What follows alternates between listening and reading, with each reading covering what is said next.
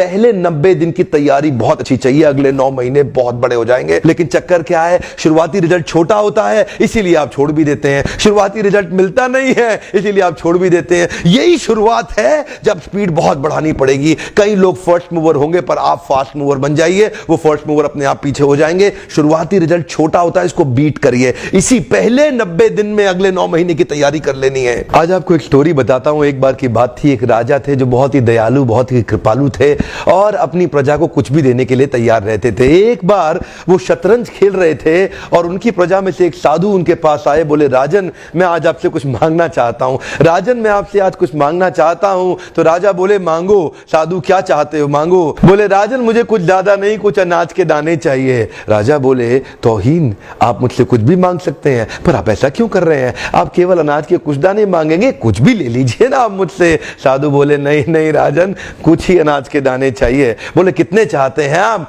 बोले, तुम्हारे इस चेस बोर्ड के पहले स्क्वायर में एक दाना अनाज का रख दो और हर बार अगले अगले स्क्वायर में उस दाने को डबल करते चले जाओ। तो 64 स्क्वायर हैं आपके इस चेस बोर्ड पे और हर स्क्वायर पे इस दाने को डबल करते चले जाइए। यानी कि पहले स्क्वायर पे पहला दाना और दूसरे स्क्वायर पे 2 दाने और तीसरे स्क्वायर पे 4 दाने। तो जिस प्रकार मैंने आपको एक कंपाउंडिंग इफेक्ट की स्टोरी बताई, ये दूसरी स्टोरी है। और जानते हैं, राजा ने बोला, क्यों ऐसा कर रहे हैं साधु, आप मेरे पास आए तो कुछ बड़ा मांगिए। ये थोड़े से अनाज के दाने तो आप खुद भी ले सकते थे, किसी से भी ले सकते थे।